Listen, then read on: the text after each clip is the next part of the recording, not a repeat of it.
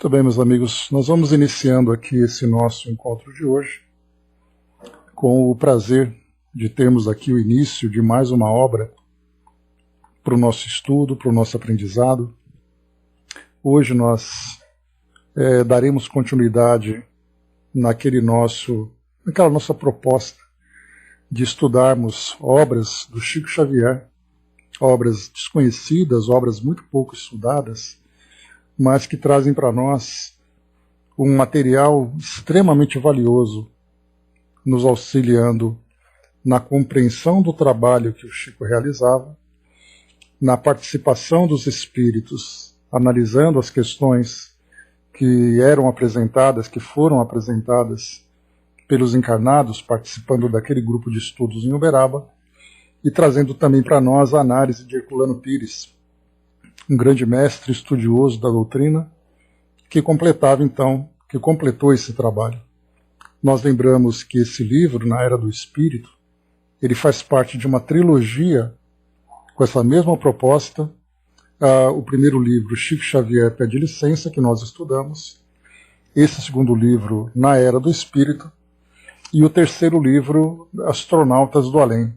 Os três com essa mesma proposta de trazer temas estudados lá naquele grupo, Herculano Pires então fazendo comentário, e todo esse material sendo publicado lá no Diário de São Paulo, naquela época, início da década de 1970. Né? Então esse aqui é o segundo livro dessa trilogia.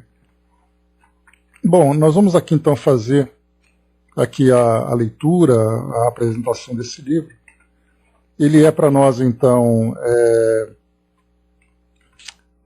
um livro que traz 28 temas para nós estudarmos, diferentemente dos 40 temas que vieram lá do Chico Xavier Pede Licença.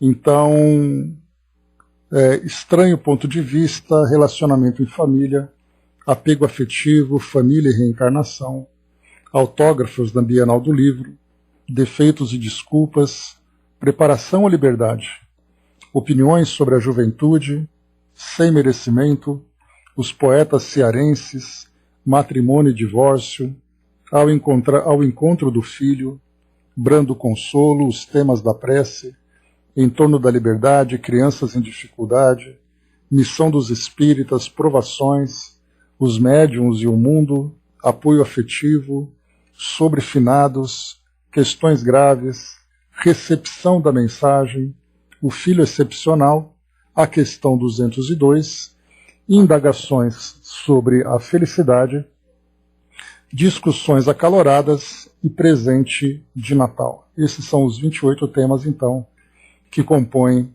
essa nossa obra. Né? Bom dia, Maza. Bom, nós vamos iniciar aqui, então, com a introdução feita por Emmanuel ante a Era do Espírito. E nós vamos entender aqui que o que é trazido para nós a Era do Espírito, o tema desse livro, é porque é esse momento em que a humanidade tem essa preocupação de se aproximar do mundo espiritual, de conhecer o plano dos espíritos. E para nós, em especial aqui no Brasil, que é onde se foca essa visão trazida por Emmanuel e também por Herculano Pires, é porque era nesse período em que nós víamos na televisão, primeiro com a quantidade significativa dos livros publicados pelo Chico, que ali, na década de 1970, beirava ali 100 obras, né? O Chico chegou ali a 500 obras aproximadamente. Então, com 100 obras, era ali uma grande divulgação dos mais variados temas. Nós tínhamos a participação do Chico no Pinga Fogo, nos 2 Pinga Fogos, né? Então, jornais trazendo colunas, televisão falando sobre o espiritismo sofrendo ali os ataques, né? Especialmente da igreja, né? Que procurava manter ali o seu predomínio no pensamento da nossa sociedade brasileira, e o espiritismo veio trazer uma nova visão, a mediunidade se tornando também popularizada, entrando em choque, né, com os dogmas da Igreja Católica, quando se falava sobre proibição da mediunidade, proibição da comunicação com os espíritos, trazendo ali uma visão assustadora, né, preconceituosa sobre a relação do mundo físico com o mundo espiritual. Então, quando tem esse título Era do Espírito, fala exatamente desse momento em que muitas barreiras começavam a ser quebradas e superadas, e a busca pelo plano espiritual, mesmo daqueles que não abraçavam abertamente a doutrina espírita, para ter esse conhecimento do mundo espiritual, buscava, mesmo assim, através do livro, através de outras fontes, né, esse entendimento dessa realidade do plano espiritual.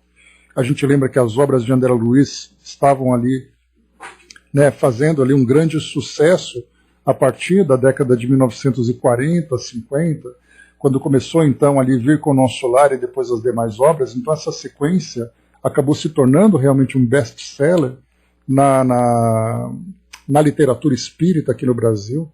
Então, muita coisa acontecendo, e a Era do Espírito vinha exatamente confrontar com a era tecnológica que, naquele período, né, Guerra Fria, grandes descobertas, né, a ciência trazendo ali muitas novidades. Então, a Era da Ciência versus a Era do Espírito.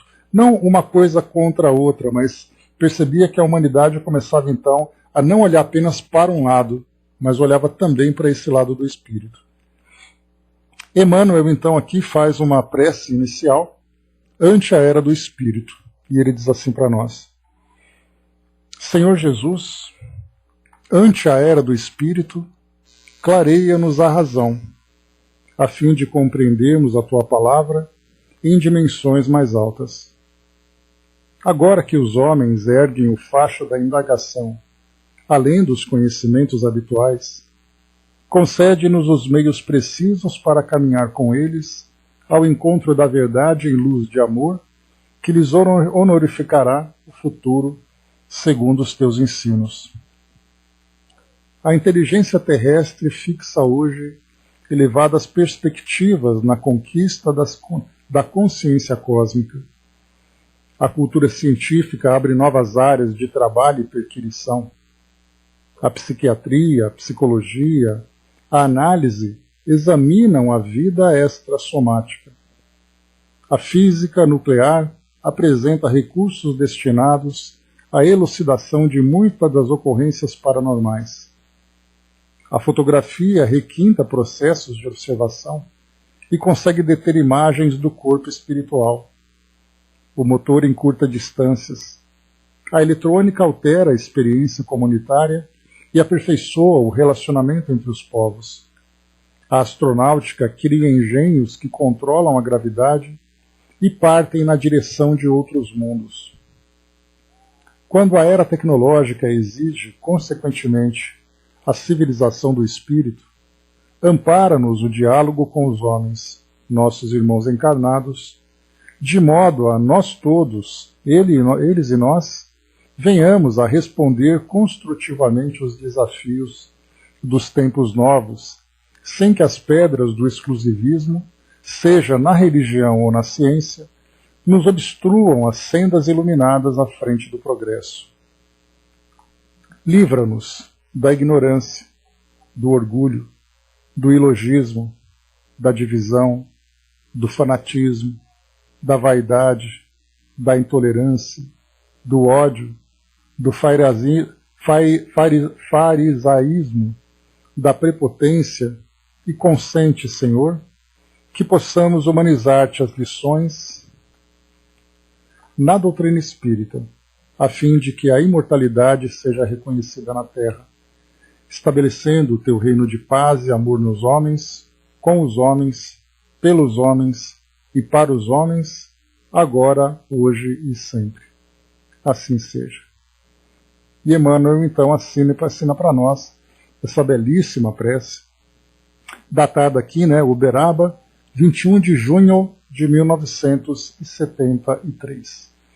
Então, juntamente aqui, como nós vemos, né, o que Emmanuel nos chama a atenção, desse período em que a inteligência do homem procura agora, além do conhecimento do mundo, o conhecimento também do plano espiritual.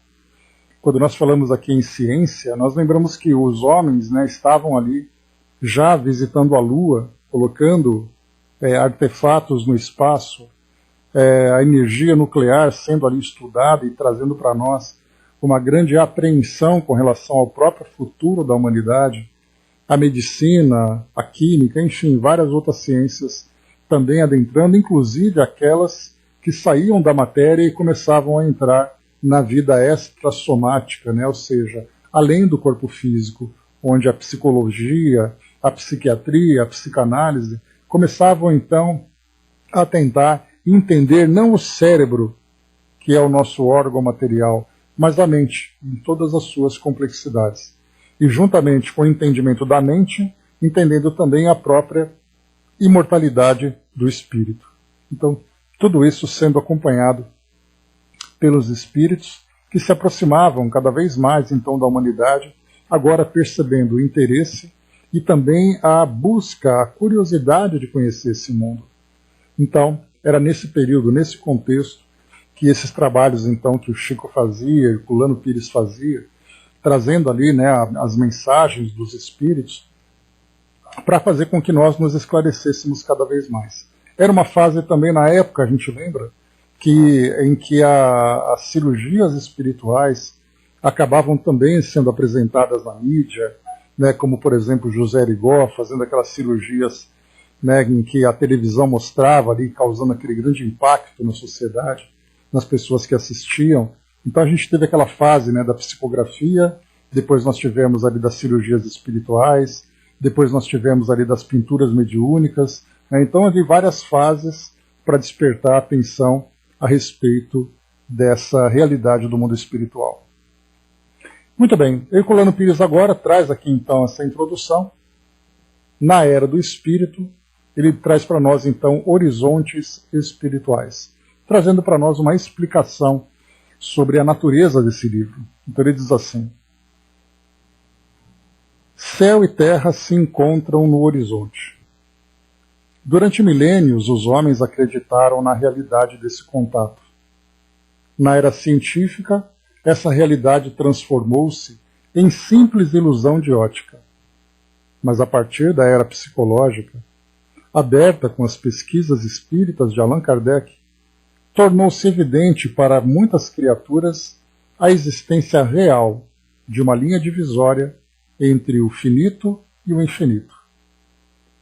O horizonte seria, assim, um dos muitos signos naturais que Deus semeou na Terra para alertar os homens quanto à realidade maior que os nossos sentidos físicos não percebem. Na era do espírito, que agora se inicia, com o desenvolvimento do espiritismo arrastando a psicologia além de si mesma, os horizontes espirituais se abrem em todas as direções, desde o finito do átomo até o infinito das galáxias. O mistério dos vírus desafia a pesquisa biológica, traçando o horizonte da vida entre a matéria orgânica e a inorgânica. A descoberta da antimatéria revela a fimbria invisível no seio do próprio átomo. A investigação psicossomática acentua as linhas de contato entre o espírito e o corpo. A eclosão mediúnica torna palpável a linha vibratória entre as duas humanidades, a visível e a invisível. A descoberta do corpo bioplástico está liquidando as últimas esperanças do materialismo soviético. As conquistas da astronáutica deram-nos a imagem viva da Terra azul engastada no infinito. E a vitória da parapsicologia referendou, no veredito das estatísticas, através do método quantitativo de pesquisas, as perspectivas abertas pelo Espiritismo em meados do século passado. Diante dos múltiplos horizontes espirituais da atualidade e dos dedos de todos os tomés, podem tocar na realidade positiva das ciências diante dos múltiplos horizontes espirituais da atualidade, que os dedos de todos os tomés podem tocar na realidade positiva das ciências, este novo livro mediúnico de Francisco Cândido Xavier aparece como a continuidade natural de um trabalho paciente. Desde a publicação de O Livro dos Espíritos, em 1857, A bibliografia espírita vem se desenvolvendo na Terra com a naturalidade dos trigais. Muito joio foi semeado na seara, mas o bom trigo continuou a germinar por todo o mundo. Ervas e aves malignas tentaram destruí-la. Pragas numerosas a atacaram, mas os bons lavradores continuaram a semear e a cultivar o bom trigo. Chico Xavier tem sido um dos mais persistentes, e este livro é mais uma prova disso. De Pedro Leopoldo a Uberaba, a sua rota é marcada por mais de 120 obras psicografadas que atingiram um total de mais de 3 milhões de exemplares em nosso país, além de várias traduções na Europa e na América do Norte. Mais de 500 autores espirituais assinam esses textos, muitos deles sendo figuras exponenciais das nossas letras. Esses autores se identificam de maneira evidente pelo estilo e a temática, e em vários casos a identificação pôde ser comprovada também pela caligrafia e pela assinatura, além de particulares motivos de identificação em suas formas de apresentação ao médium, de episódios desconhecidos de suas vidas revelados em conversações mediúnicas com ele. Neste volume há diversos casos dessa natureza, que procuramos acentuar em nossos comentários. Com mais de 60 anos de idade e mais de 40 anos de atividade psicográfica intensiva, contando-se por milhares as mensagens particulares que não figuram em livros, Chico Xavier vem cumprindo a sua missão com inexcedível paciência evangélica. Os tempos mudaram nesses últimos 25 anos, e Chico Xavier é hoje uma personalidade mediúnica reconhecida e admirada no Brasil e no mundo, consagrada por homenagens oficiais que lhe vêm sendo prestadas por casas legislativas de todo o país. Mas antes disso, o seu trabalho se desenvolveu sobre apupos e calúnias, ameaças e perseguições. Num período e noutro, o seu ânimo não se modificou, a sua paciência não se alterou, a sua firmeza não revelou jamais o menor abalo, a sua linha de conduta espírita não se quebrou. Naturalidade no cumprimento dos deveres mediúnicos, paciência cristã na aceitação do martírio e da glória. E tudo isso sob o signo do desinteresse, da abnegação perfeita, doando sistematicamente os direitos autorais de toda a sua obra a instituições espíritas beneficentes, sem delas auferir o menor proveito. Chico Xavier é também, como homem, como vivência, como exemplo, um dos horizontes espirituais que marcam a era do espírito. É o protótipo do homem novo, é o interexistente como réplica viva ao conceito do existente criado pelas filosofias da existência, ou seja, pelo existencialismo. Existindo simultaneamente em dois mundos, ele traça com a sua vida a linha divisória entre as fases anteriores da evolução humana e a era do espírito. A nova humanidade terrena começa com Chico Xavier em terras brasileiras, confirmando a assertiva de que o Brasil é o coração do novo mundo que alvorece no planeta, a nova pátria do Evangelho em espírito e em verdade. Este livro, como o anterior, Chico Xavier pede licença, é formado com o material da sessão dominical do Médium publicada pelo Diário de São Paulo. Como editor dessa sessão, vai de 28 de maio de 1972, como editor dessa sessão, conseguimos estruturá-la melhor durante o período correspondente ao material aqui reunido, que vai de 28 de maio de 1972 a 24 de dezembro de 1972. Graças a isso, o texto se apresenta melhor organizado. Cada mensagem psicográfica é antecedida pelas explicações do médium sobre a reunião em que ela foi obtida e os motivos que a determinaram. Segue-se o nosso comentário, assinado com o pseudônimo de Irmão Saulo, que há mais de 20 anos usamos para a crônica espírita do conhecido matutino paulistano.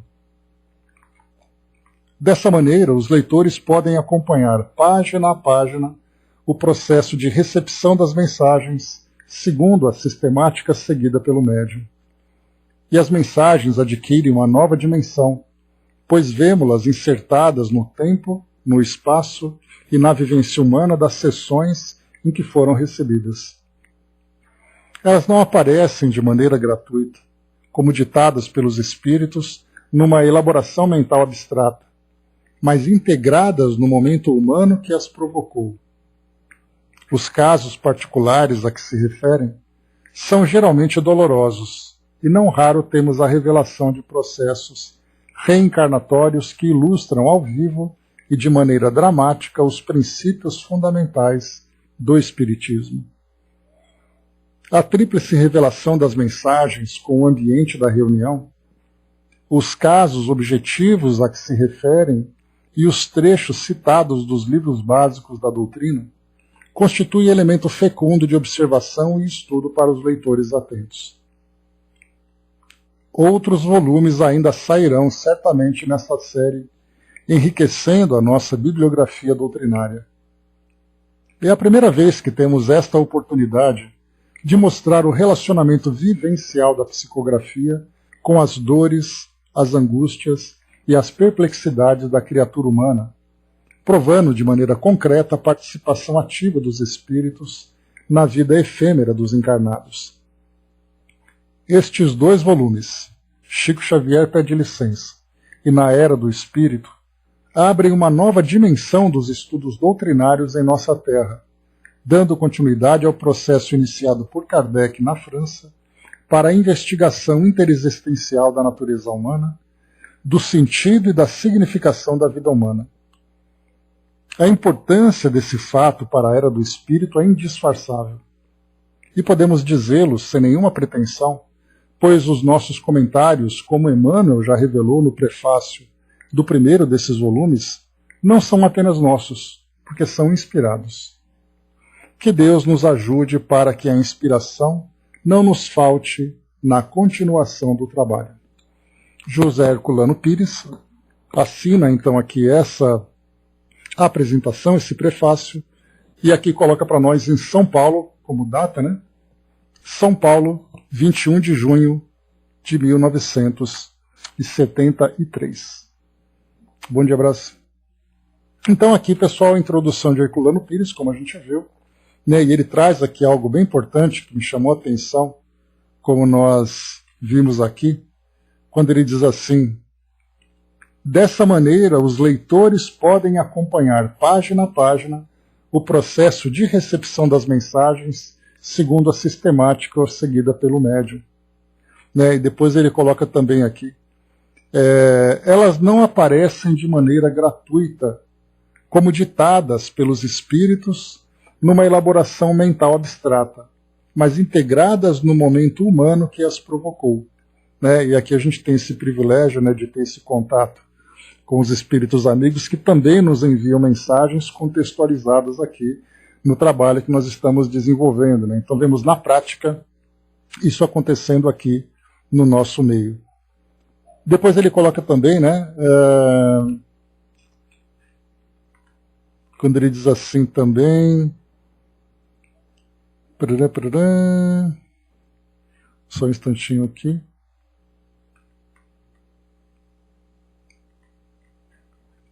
Quando ele coloca aqui sobre a importância, né, do leitor atento, só um instantinho aqui, deixa eu pesquisar esse trecho.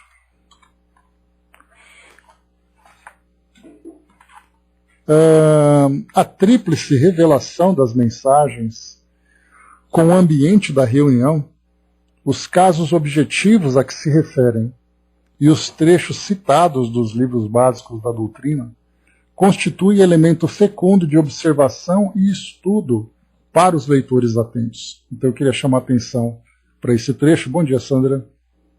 Chamar a atenção para esse trecho, porque a gente vê exatamente ali, né, o valor desses livros, a importância desse conteúdo para nos ajudar no melhor entendimento e na melhor interpretação da doutrina espírita, e fazendo exatamente com que, aliás, observando que muitos e muitos grupos espíritas simplesmente desconhecem essa obra, né? Desconhecem absolutamente a importância de termos interpretações da doutrina espírita feitas pelos espíritos e também pelo próprio Herculano, que é um grande estudioso, foi um grande estudioso da doutrina espírita, né? E não tendo muitas vezes até preconceito com essas obras do Chico, pelo fato de ser ali acostumados, né? Porque eles estudam geralmente apenas observando romances, como é o caso até mesmo, né, das próprias obras de André Luiz, que fala sobre a vida no mundo espiritual com conteúdo mais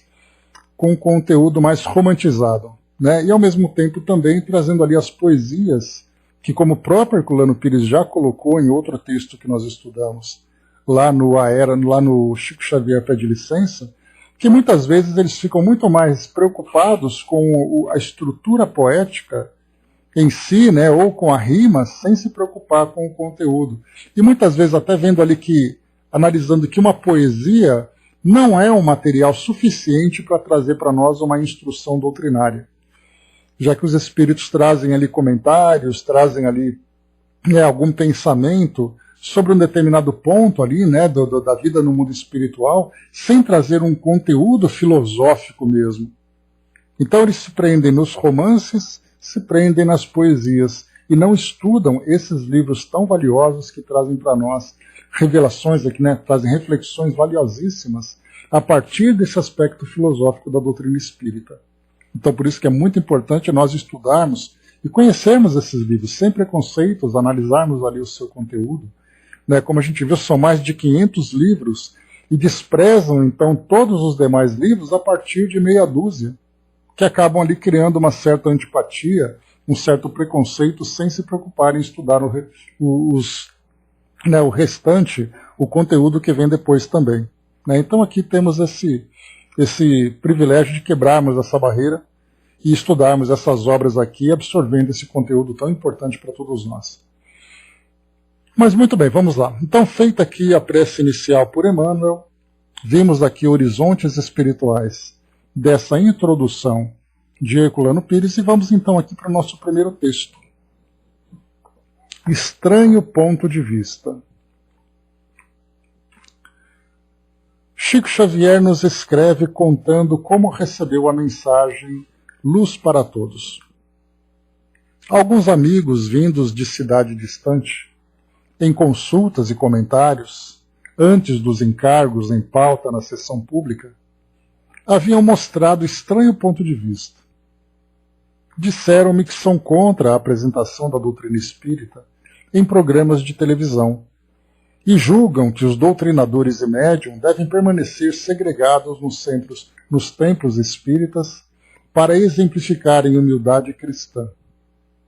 Acreditam que os espíritas precisam fugir de contatos com a vida comum se quiserem ser modestos e eficientes.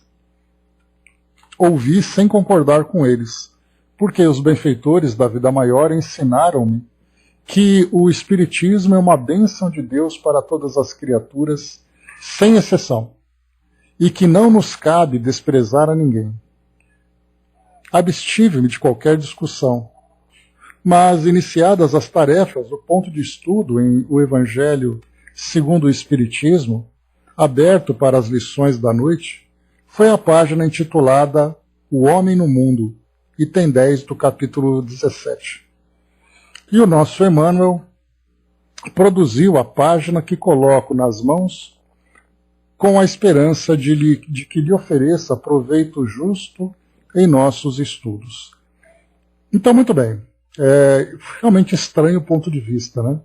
Espíritas que não concordam com a exposição da doutrina espírita feita por doutrinadores, né, como eles chamaram aqui, e também médiuns, em veículos de comunicação. Acreditavam que eles deviam ficar restritos dentro das casas espíritas, apenas fazendo aquele trabalho que faz parte ali, né, da programação da instituição. Acreditando, por exemplo, né, que você fazer uma exposição em canais de comunicação, textos, áudio, vídeo e tudo mais, seria ali um desvio de finalidade para aquilo que a doutrina espírita se propõe, que é simplesmente fazer a caridade. E aí a gente vai lembrar daquela passagem de Emmanuel, quando ele diz assim, né, que a maior caridade que se pode fazer pelo Espiritismo é a sua própria divulgação, né? Então, como Chico coloca, ouviu sem concordar, porque os benfeitores da vida maior ensinaram-me que o Espiritismo é uma bênção de Deus para todas as criaturas, sem exceção, e que não nos cabe desprezar ninguém. Então, se você faz com que o Espiritismo fique restrito dentro das paredes de um centro espírita, desenvolvendo ali as suas atividades, por mais nobres que sejam, você não vai além das paredes. Você não leva o Espiritismo para consolar aqueles que não conhecem, consolar aqueles que precisam e não fazem parte das atividades dessas instituições. Então foi essa discussão inicial que teve, e o Chico então trouxe uma mensagem intitulada Luz para Todos, né, vindas de Emmanuel. Mas antes da gente iniciar o estudo dessa mensagem de Emmanuel, a gente vai dar uma lida aqui no Evangelho segundo o Espiritismo, no capítulo 17, item 10, o homem no mundo, para a gente poder contextualizar as nossas ideias na mensagem que veio. E é muito interessante, né, Sonja, bom dia. É muito interessante porque, como o Chico coloca, né, várias vezes ele diz assim, o livro aberto naturalmente, né, aberto ao acaso. E quando ele fala um livro aberto ao acaso, vem a mensagem correspondente com o tema de que eles estão tratando. Então aqui nesse caso, mais uma vez, quando se fala sobre esse ponto de vista estranho, abriram então e veio o texto O Homem no Mundo. Vamos a ele. Bom, aqui nesse capítulo 17, é o capítulo Sede Perfeitos. Aí traz aqui para nós, né, caracteres da perfeição, são os itens 1 e 2, o homem de bem, item número 3, os bons espíritas, número 4, parábola da semente, itens números 5 e 6, depois nas instruções dos espíritos, o dever, a virtude, os superiores e os inferiores, o homem no mundo e cuidar do corpo e do espírito. Então vamos aqui para o nosso texto, o homem no mundo. Dá vontade de ler todos, né, porque esse capítulo é muito bom. Então vamos lá, o homem no mundo. Lembrando, né, que as instruções dos espíritos, como a gente tem estudado na Revista Espírita, isso é muito importante para nós, porque não apenas ali temos o conteúdo, trazendo instruções ali valiosíssimas para o nosso entendimento sobre a realidade do mundo espiritual, sobre a nossa realidade como espíritos imortais, nós começamos a conhecer um pouco melhor também a própria estrutura dos livros que compõem as bases da doutrina espírita. Então nós vimos, por exemplo, que muitas mensagens que Kardec recebeu, seja diretamente na sociedade durante as atividades, seja por membros que enviaram as mensagens, né, que foram recebidas em trabalhos domésticos, né, em reuniões mediúnicas domésticas, ou mesmo particularmente. Então, no Evangelho segundo o Espiritismo, Instruções dos Espíritos, nessa seção, dentro desse capítulo, eram mensagens que foram recebidas por Kardec lá nas atividades da sociedade e que ele foi então organizando para colocar essas mensagens dentro de um determinado contexto. Não que os espíritos tenham psicografado essas mensagens exclusivamente para compor esse capítulo. Então o trabalho de Kardec na organização também desse conteúdo todo, porque Kardec organizava, desenvolvia, provocava assuntos, né, para que os espíritos então trouxessem as suas orientações e depois ele organizasse de uma forma lógica, né, dentro ali do sumário dos livros, né, a sequência dos assuntos que iam naturalmente se completando. Então aqui nesse caso, o homem do mundo é uma mensagem que foi recebida, um espírito protetor, Bordeaux, 1863. Lembrando que Joana de Ângeles já assinou como um espírito amigo, né? Mas aqui a gente não sabe quem é. Mas, de qualquer forma, esse espírito, então, que se tornou anônimo, né, que se apresentou anonimamente, ou não se apresentou, ele então trouxe essa mensagem ao homem no mundo, e Kardec, então, fazendo estudo sobre esse tema, ele acabou agregando essa mensagem nessa seção das instruções dos espíritos. Então vamos lá. O homem no mundo. Um sentimento de piedade deve sempre animar o coração dos que se reúnem sob as vistas do Senhor e imploram a assistência dos bons espíritos. Purificai, pois, os vossos corações. Não consintais que neles demore qualquer pensamento mundano ou fútil. Elevai o vosso espírito àqueles por quem chamais, a fim de que, entrando em vós, as necessárias disposições, possam lançar em profusão a semente que é preciso germine em vossas almas e dê fruto de caridade e de justiça. Ou seja, né, se o homem busca, a partir das suas aflições, a assistência do plano espiritual, é necessário que o homem também se coloque em sintonia com o plano espiritual para obter a resposta. Não julgueis, todavia, que, exortando-vos incessantemente à prece e à evocação mental, pretendamos vivais uma vida mística que vos conserve fora das leis da sociedade onde estáis condenados a viver. Não. Vivei com os homens da vossa época como devem viver os homens. Sacrificai as necessidades, mesmo as frivolidades do dia, mas sacrificai com um sentimento de pureza que as possa santificar.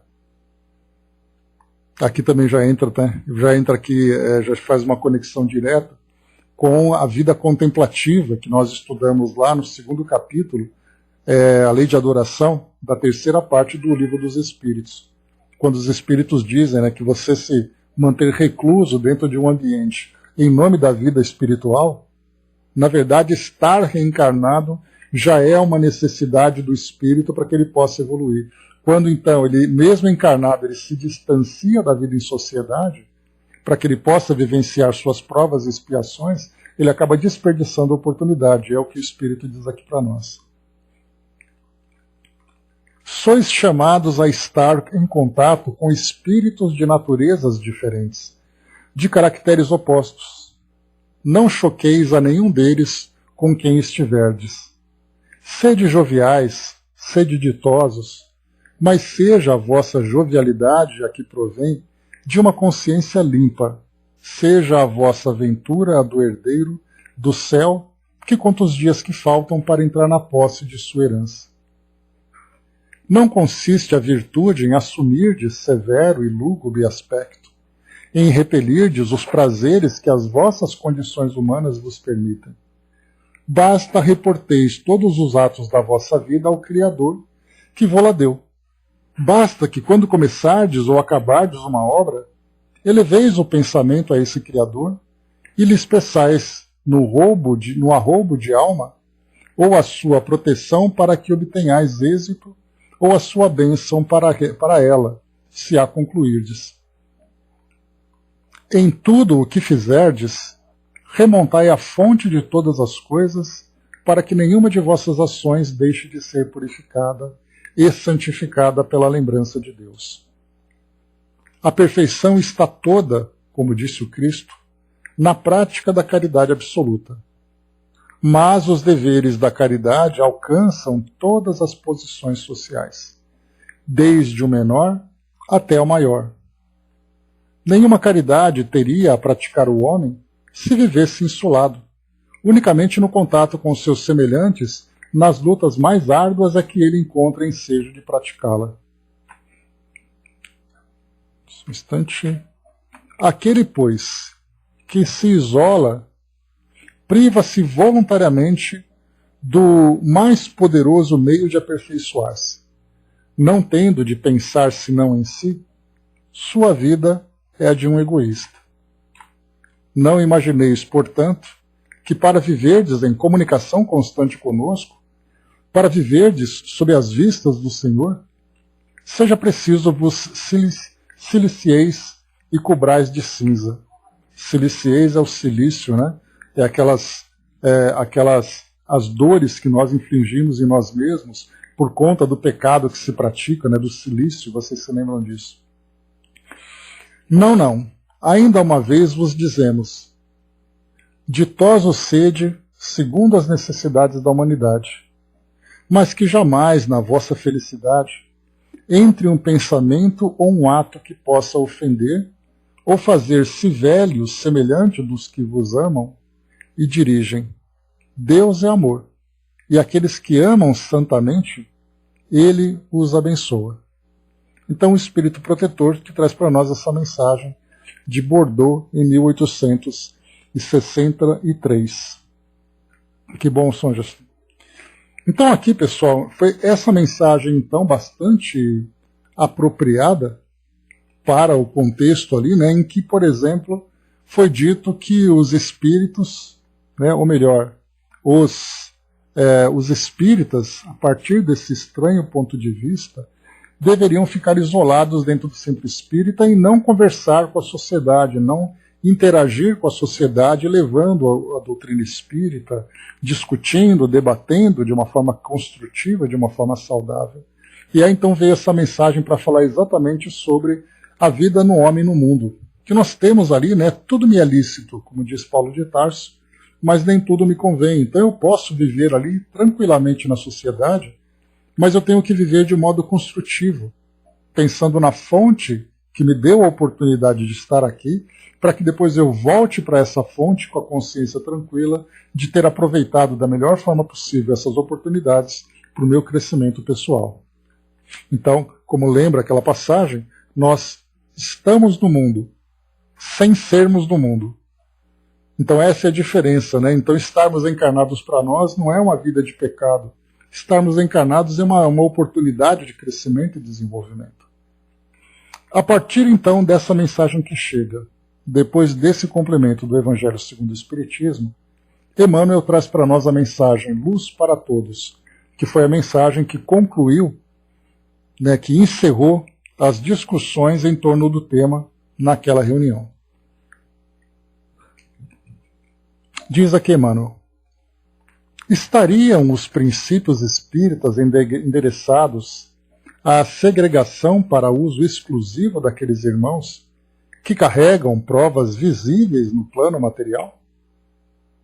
Primeiro que só para a gente começar, para lembrarmos aqui, que o Chico colocou na introdução, quando ele diz assim que os médiuns e doutrinadores devem permanecer segregados, separados, isolados, né, dos templos espíritas para exemplificarem humildade cristã. Acreditam que os espíritas precisam fugir de contatos com a vida comum se quiserem ser modestos e eficientes. Aí então o Emmanuel continua. Encontramos com frequência na Terra quem supõe a deva ser a nova revelação, limitada ao trabalho em favor dos que sofrem a penúria do corpo, sob pena de perder a própria simplicidade. Entretanto, a fulguração solar será menos luz quando clareia o recôncavo de um vale e o topo de um arranha-céu ao mesmo tempo? E acaso a fonte se diminuirá em grandeza por deixar-se canalizar em serviço à cidade grande após haver saciado a sede aos lares do campo? De certo, a mensagem da vida maior tem significação mais imediata em auxílio a quantos se vejam no mundo em dificuldades abertas, seja no chão das exigências primárias da natureza ou na sombra das grandes tribulações em que a inconformidade as compele a se tornarem francamente infelizes. Imperioso, porém, pensar naqueles outros companheiros da humanidade que a vida situou em outros setores. Não é a face externa da criatura que se determina o grau de necessidade espiritual. Dói-nos ver as mãos que se nos estendem nas ruas à cata de pão. No entanto, será justo igualmente compreender os obstáculos daqueles que se esfalfam em serviços para que haja pão, tanto quanto possível à mesa de todos. Então é interessante nessa colocação de Emmanuel, porque sem dúvida a gente lamenta muito por todos aqueles que passam essa necessidade do pão. Ele coloca o pão como símbolo. Então a caridade material, que a caridade, né, fora da caridade não há salvação, né, como Emmanuel traz para nós, como sendo um pensamento que deve ser para nós a base de todas as nossas ações, mas a caridade também, ela é bem explicada lá por Kardec, pelos Espíritos, no Evangelho segundo o Espiritismo, que a caridade ela não se restringe apenas no campo das necessidades materiais. Então aquele que passa fome, sem dúvida merece, ele carece da caridade material. Mas aquele que produz o pão para matar a fome, também é um indivíduo que traz ali, nas sombras do seu coração, e também nas buscas que ele faz para poder se melhorar, se desenvolver, ele também necessita da caridade moral. Da caridade da compreensão, da atenção, da assistência, do esclarecimento. Então, da mesma forma que nós podemos ver hoje na nossa sociedade, você tem a necessidade de saciar a fome de um indivíduo, a fome orgânica, e ao mesmo tempo você tem a necessidade de saciar a fome espiritual, a fome pela educação, a fome, né, pelo afeto que muitas pessoas vivenciam. Então é esse contraste, né, que Emmanuel traz para nós entre a situação do material e aquele da situação do moral também. E ele continua trazendo para nós aqui outros exemplos. Aflige-nos registrar os empeços do amigo em profissão singela, cujo salário não lhe satisfaz a todos os requisitos da vida simples. Mas não nos será lícito esquecer os óbices daqueles que se atormentam na orientação da oficina para o trabalho, para que o trabalho não se perturbe ou escasseie. Olhemos para o trabalhador que tem uma posição simples, em que muitas vezes, na maioria das vezes, os seus recursos, né, o seu salário, não é o suficiente para que ele possa atender às suas necessidades e à da sua família. Mas se aquele que se encontra ali, naquela base da cadeia produtiva, tem um salário limitado, aqueles que ocupam posição de administração, de chefia, de gerenciamento, de diretoria, também são indivíduos necessitados dessa mesma caridade, dessa mesma atenção, pelo esforço que eles têm para poder manter essa competência na administração. Olha que interessante que Emmanuel coloca. Todos os envolvidos nessa cadeia produtiva, desde o mais humilde até aquele que é o diretor, todos são espíritos em evolução. E ele continua. Magoa-nos surpreender irmãos diversos, acomodados nos palheiros humildes que lhes servem de residência. Contudo, não podemos desconhecer os impedimentos daqueles outros que encanecem nas administrações, construindo caminhos ao progresso e traçando horizontes ao reconforto geral. Olha aqui entrando na parte agora da administração pública. Aqueles, por exemplo, que se encontram em lugares humildes, em comunidades simples, passando ali, muitas vezes, né, por muitas privações, por estarem naquele local, o fato de nós termos essas pessoas com essas necessidades não impede que nós também vejamos aqueles que trabalham dentro de suas limitações, dentro das suas dificuldades, para fazer com que uma cidade se organize. Porque é muito comum hoje, né, nós olharmos para aqueles que ocupam a posição de administradores como os vilões de todas as necessidades que uma sociedade passa. Muitas vezes colocamos todos no mesmo cesto, imaginando ali, né, colocando aquela ideia, o rótulo da incompetência, da corrupção, né, da ineficiência, enfim. Quantos e quantos são os rótulos que acusamos aquelas pessoas, mas nos esquecemos também que essas pessoas estão ali fazendo ali o seu esforço, o seu trabalho, dentro do que é possível. E nós vemos isso no nosso país, né?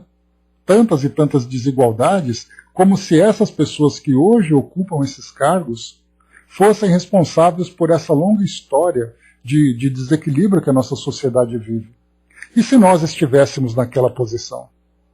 Será que nós faríamos diferente ou procuraríamos, dentro das nossas possibilidades, fazer o melhor que fosse possível? Angelina colocou, né? Doar nossa audição para ouvir aqueles que sofrem, sem ter quem os escutem, né? É uma das maneiras mais meritórias de caridade, sim, sem dúvida nenhuma. Né? Uma das dores, as dores do mundo muitas vezes acontecem no silêncio, né? E continua Emmanuel.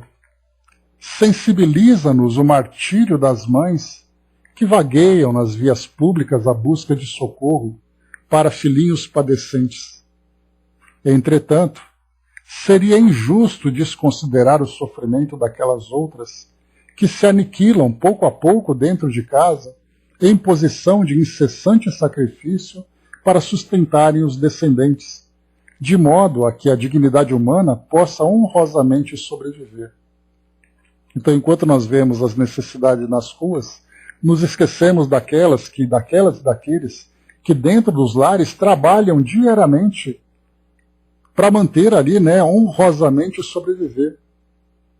Então, o fato de você ter casa, o fato de você trabalhar diariamente para sustentar sua família, faz de você menos merecedor dessa atenção do que aqueles que passam necessidade nas vias públicas?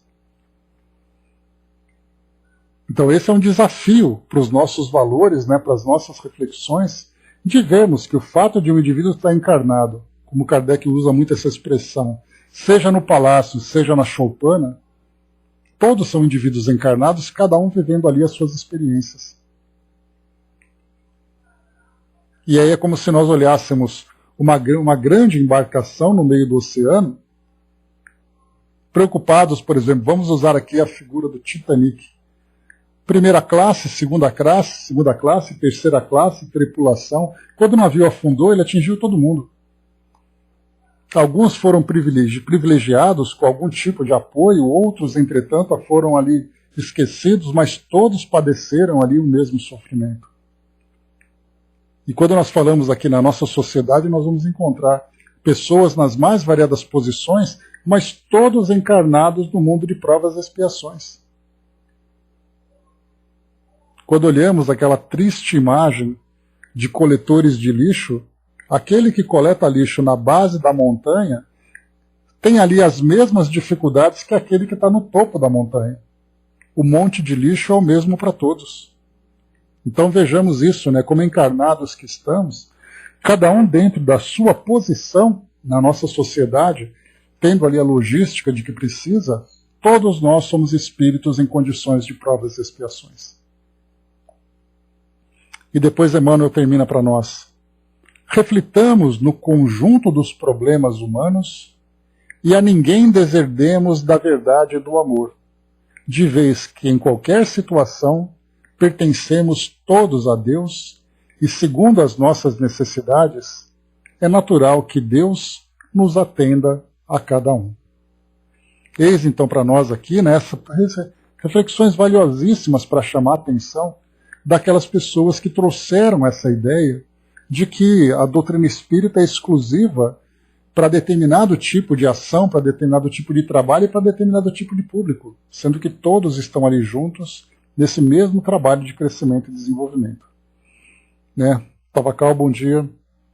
A Sônia já colocou para nós aqui, antes da gente avançar aqui para a nossa mensagem que chegou para nós. Muito obrigado pela participação, desde já. A Sônia já colocou para nós aqui em cima.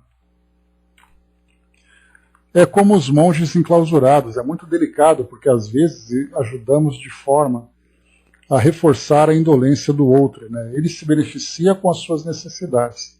No entanto, não podemos deixar de ajudar, mas precisamos ter a medida certa da ajuda.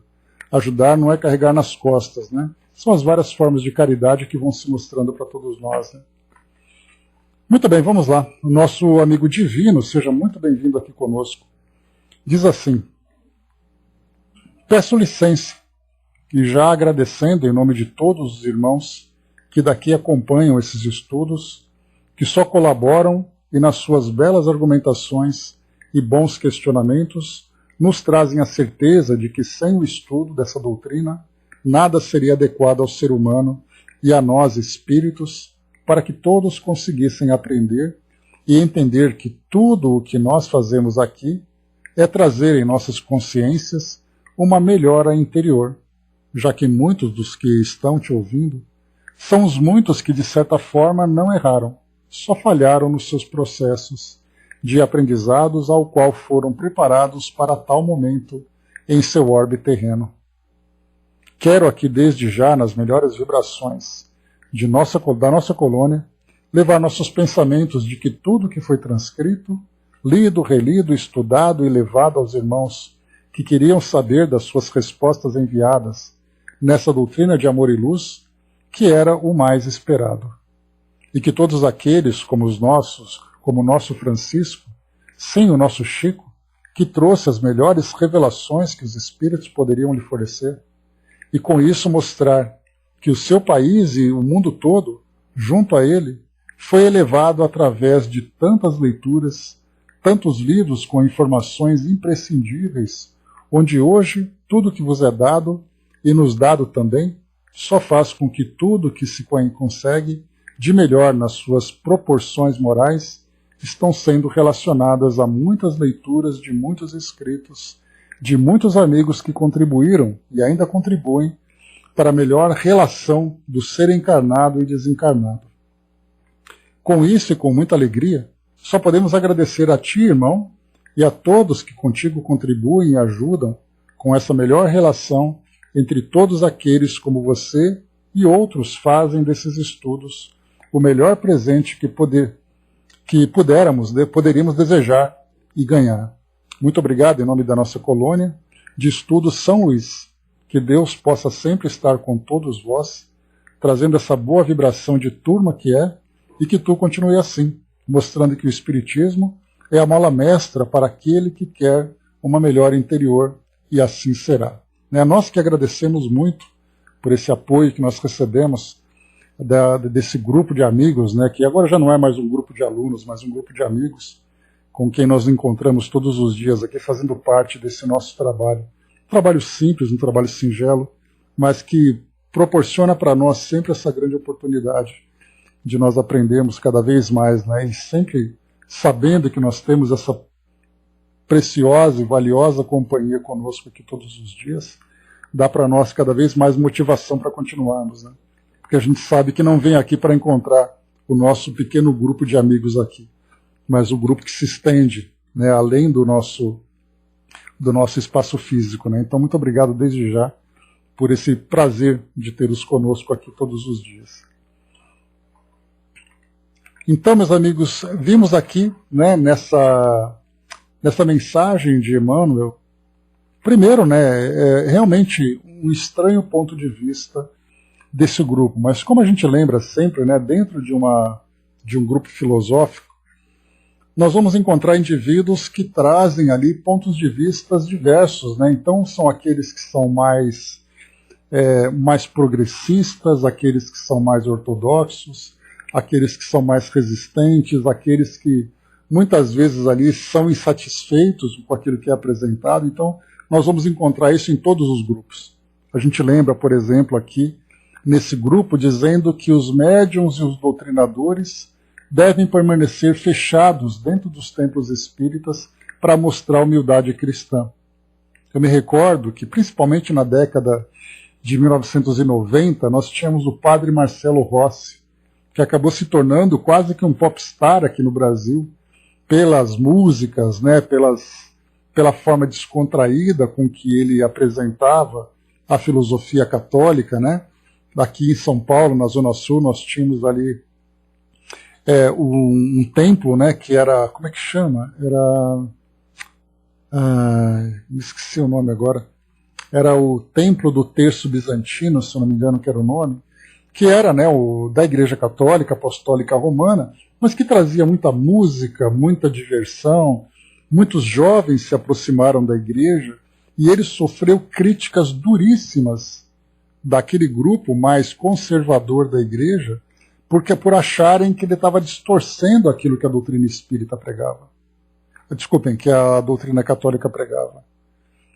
Nós tivemos também ali entre os nossos irmãos evangélicos aqueles que eram pentecostais, neopentecostais, aqueles que eram mais progressistas também, dentro da doutrina espírita, aqueles que fora de Kardec não há salvação, outros que misturavam filosofias espiritualistas junto com a doutrina espírita. Então, nós vamos encontrar, né, entre os judeus, entre os muçulmanos, vamos encontrar ali toda essa grande diversidade, o que é muito positivo. Mas o que Emmanuel traz para nós nessa mensagem, complementada também aqui pelo texto do Evangelho segundo o Espiritismo, é que tudo aquilo que nós fizermos, o que vale para nós não é o meio, mas é o objetivo. Muitas vezes os fins justificam os meios. Então essa passagem foi trazida para nós por Maquiavel, atribuída a Maquiavel, na época do absolutismo lá na Europa, no século XVIII, em que não importa o que você faça, desde que você atinja o objetivo. E nesse caso, o objetivo naquela época era você manter a sociedade em ordem. Então, para você manter essa sociedade em ordem, você poderia usar todos os recursos, desde punições severas, desde execuções, desde medidas administrativas para controlar a sociedade.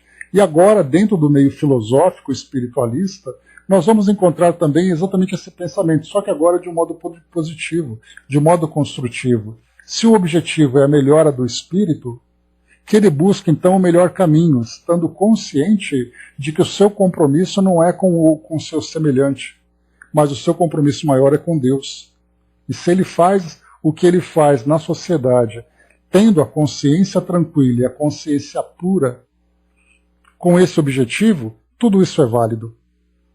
Então aqui nós vamos encontrar esses irmãos que traziam essas restrições, e Emmanuel trazia para nós aqui essa visão dualista, nem muito para um, nem muito para o outro, mas que nós olhássemos o conjunto, vendo que todos nós aqui como espíritos encarnados tínhamos esse propósito de crescimento. O homem no mundo. Herculano Pires, então, como irmão Saulo, faz um comentário a respeito desse conteúdo. E ele diz assim para nós: o Espiritismo é um processo de integração do homem no mundo e não se fuga. Todas as formas de isolamento social e de segregação religiosa são condenadas pela doutrina. Os resíduos do sectarismo religioso, alimentados em várias encarnações, permanecem ainda bastante ativos em alguns adeptos, fazendo-os sonhar com o isolamento sectário que atenta contra a própria essência dos ensinos espíritas. É o fermento velho a que se referiu Jesus, como vemos no Evangelho. O cristianismo teve de enfrentar esse mesmo problema no seu desenvolvimento. E, apesar da vitória das correntes cristãs mais ativas, não foi possível evitar-se a criação de ordens e congregações dedicadas à vida contemplativa, empenhadas na fuga ao mundo para o encontro com Deus. Essa tendência à fuga é característica das religiões orientais. Basta compararmos a vida contemplativa e os ensinos disciplinares de Buda com a vida ativa e os ensinos morais do Cristo, para vermos a diferença entre o espírito oriental e o espírito ocidental das religiões. Na mensagem intitulada O Homem no Mundo, constante no capítulo 17 de O Evangelho segundo o Espiritismo, encontramos o seguinte trecho: não penseis que, ao vos exortar a prece e a evocação mental, queiramos levar-nos a viver uma vida mística que nos mantenha fora das leis da sociedade. Não. Vivei com os homens do vosso tempo, como devem viver os homens. Sacrificai-vos às necessidades e até mesmo às frivolidades de cada dia, mas fazei-o com sentimento de pureza que as possa purificar. E no capítulo A Lei de Sociedade, de O Livro dos Espíritos, a afirmação é taxativa: os homens são feitos para viver em sociedade. Os médiuns e doutrinadores espíritas têm uma missão eminentemente social. Para bem cumprir essa missão, devem servir-se de todos os meios, os mais eficientes possíveis, de divulgação da doutrina. E foi o próprio Jesus quem ensinou que não devemos esconder a lâmpada debaixo da cama, mas colocá-la no alto, para que ilumine a todos. Então aqui Herculano Pires traz para nós também, nessas nossas reflexões, sobre a forma como a doutrina espírita deve se comportar no mundo. Então nós temos ali, né, porque a ideia não é você deixar de fazer aquilo que é essencial para você fazer aquilo que se torna uma prioridade, mas fazer com que todos nós, através da própria organização da comunidade espírita, desenvolvendo as suas competências, desenvolvendo o seu entendimento, a sua capacidade administrativa, né? Porque a gente lembra que para se trabalhar, por exemplo, no centro espírita, não é apenas, né, e a gente sente muito isso no próprio trabalho do Espiritismo.net, né, nós que estamos envolvidos com essa atividade, que está o tempo todo correndo atrás de documentos, correndo atrás de colaboradores, trabalhando com isso, trabalhando com aquilo, para que a missão aconteça, para que o nosso objetivo seja atingido. Então, ao se trabalhar no centro espírita, a primeira ideia que tem é que basta ter médiums, basta que tenha um trabalho de caridade, basta que tenha um trabalho de assistência, que está tudo resolvido.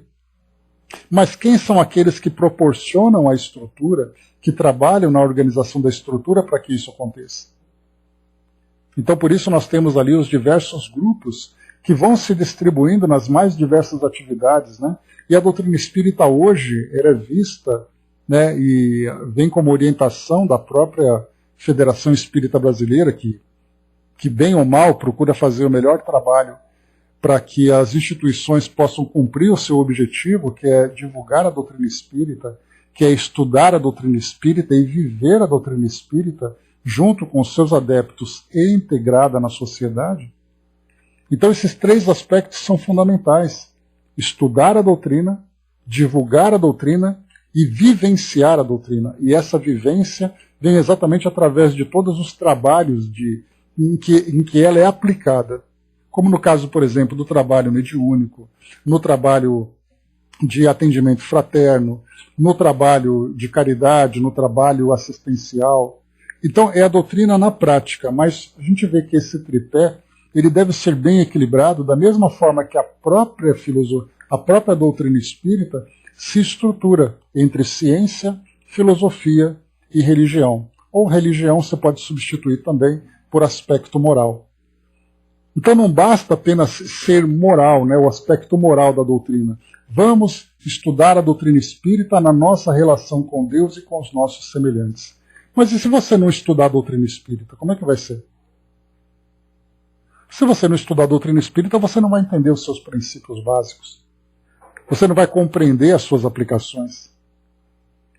Mas depois você tem, mas espera aí, a doutrina espírita é uma doutrina que fala da relação entre o mundo físico e o mundo espiritual. Como é que você vai abrir mão do conhecimento científico ou da aplicação, né, do método científico para entender a relação do que é a mediunidade, de que modo que os espíritos se manifestam, de que modo que os encarnados estão ali, né, junto com a espiritualidade? Então, uma coisa, né, desses três aspectos, tanto da doutrina espírita como do movimento espírita, que são dois elementos diferentes, doutrina espírita é o conjunto de ensinos dos espíritos. O movimento espírita é a organização das instituições, no caso aqui no Brasil, na forma como elas se organizam para fazer com que a doutrina espírita seja vivenciada, estudada e também divulgada. Então, quer dizer, tríplice aspecto da doutrina, tríplice aspecto do movimento espírita. Então, um aspecto, ele é tão importante quanto o outro. É como se nós colocássemos, né, 3 livros em cima da mesa. O livro dos Espíritos, o Evangelho segundo o Espiritismo e o livro dos Médiuns. Qual é mais importante? Os 3 contemplam os 3 aspectos. Qual que nós vamos ali escolher? A gente pode até dizer, eu tenho mais preferência por esse do que por aquele. É uma questão pessoal. Da mesma forma que eu posso estudar sobre artes, eu posso estudar sobre biologia, posso estudar sobre engenharia. Qual dos três é mais importante? Os três são importantes, porque eles fazem parte desse conjunto de conhecimentos humanos, cada um sendo aplicado no seu método. Por isso que essa grande diversidade que nós temos hoje da própria sociedade, dos próprios seres humanos, quando a gente entra numa universidade e a gente vê então, né, aquele campus lotado de jovens, aquelas mentes sedentas de conhecimento, de oportunidades, a gente começa a se perguntar qual é a preferência de cada um deles para esse objetivo de estarem numa universidade. Aí nós temos ali cada jovem procurando o seu caminho. E essa diversidade, essa grande riqueza que o ser humano tem. Então a doutrina espírita, dessa mesma forma, nós temos aqueles que são os trabalhadores de uma área, aqueles que trabalham em outra área, e é esse conjunto de trabalho coletivo que vai fazer com que a própria doutrina espírita se enriqueça.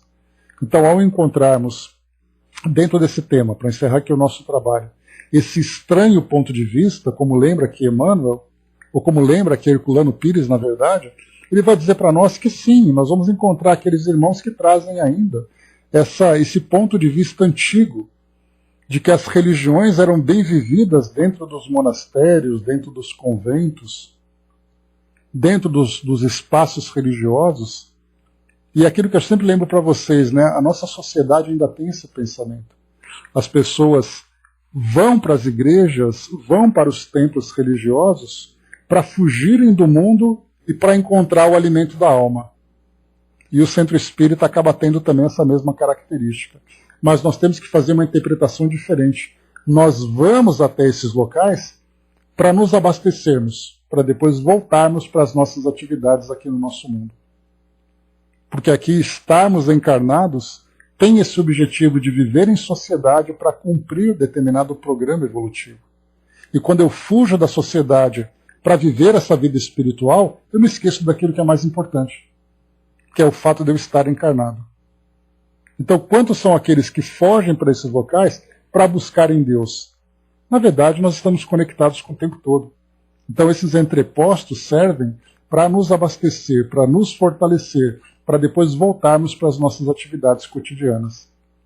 E aí, então, a gente não pode esquecer que o homem no mundo, como é colocado para nós aqui, nesse trecho destacado por Herculano Pires, não penseis que, ao vos exortar a prece e a evocação mental, queiramos levar-vos a viver uma vida mística que vos mantenha fora das leis da sociedade. Não. Vivei com os homens do vosso tempo, como devem viver os homens. Sacrificai-vos às necessidades, ou seja, faça o sacrifício do trabalho, né, aquele do esforço, do trabalho, do cansaço, para você ganhar ali a vida, né, para sustentação, da mesma forma que você também se sacrifica às frivolidades do dia a dia. Porque a lei do trabalho também traz para nós o direito ao descanso, ao prazer, ao entretenimento, né, à folga, às férias, ao fim de semana, ao feriado. Mas fazei-o com sentimento de pureza que as possa purificar. Então, nessas nossas atividades de responsabilidades e também de descontração, façamos tudo isso com tranquilidade. Eu posso fazer uma festa dentro da minha casa. Posso fazer aquela reunião, aquele churrasco, aquela feijoada. Se existe ali o espírito de fraternidade entre os homens, se existe ali entre a nossa família, os nossos amigos, aquele sentimento de respeito, de carinho, de admiração, de afeto, aquele entretenimento valeu a pena. Porque fez com que nós crescêssemos e nos fortalecêssemos como grupos de espíritos vinculados pelo afeto. Tudo isso é válido, porque é muito interessante a gente perceber que quantas e quantas são as pessoas que se reúnem dentro dos templos religiosos, incluindo os centros espíritas, que se tornam absolutamente indiferentes umas para com as outras. Onde, na verdade, ali o que vale é o egoísmo, porque cada uma ali está preocupada com a própria salvação, sem se preocupar com a necessidade do outro. Então, na verdade, tudo que nós fizermos, inclusive essa vivência religiosa, deve ser feita com amor e com pureza, seja lá onde nós estivermos. Então é isso, meus amigos. Encerrando por aqui esse nosso trabalho, fizemos aqui então a introdução desse nosso livro novo, que já promete, né, pelo que nós vimos aqui, um conteúdo muito bacana de nós estudarmos, de nós refletirmos, e vai nos dando cada vez mais estímulos, né, para aprender cada vez mais sobre a doutrina espírita. Então nós encerramos por aqui esse nosso encontro de hoje. A Angelina colocou lá em cima, antes de terminarmos, né, quaisquer trabalhos são de utilidades para a evolução do ser. Estamos no lugar certo para observar que é preciso entender que onde estamos, com quem estamos, a profissão que temos e o trabalho são condições necessárias para a evolução de todos. Absolutamente certo, Angelina. Todos que estão indo a esses lugares recebem energias para terem condições de doar, não somente receber. Aqui agora estamos recebendo, nos abastecendo para doar, né? Pois, Angelina, acabou aqui o nosso estudo, vamos voltar para a vida comum, vamos voltar para as nossas atividades, dando continuidade ali no nosso trabalho. Porque, do contrário, essa energia estagnada não vai produzir nada, absolutamente nada. É aquele motor parado com combustível dentro do tanque, corroendo, né, todo o material que nós armazenamos. Quando a gente começa a dar fluxo a essa energia toda, aí sim ela se torna proveitosa.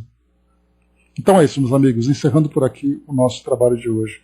Né, a Dídima colocou, né, e a mesma escrever, né, por hoje, podemos imaginar o que temos pela frente em reflexões e aprendizados.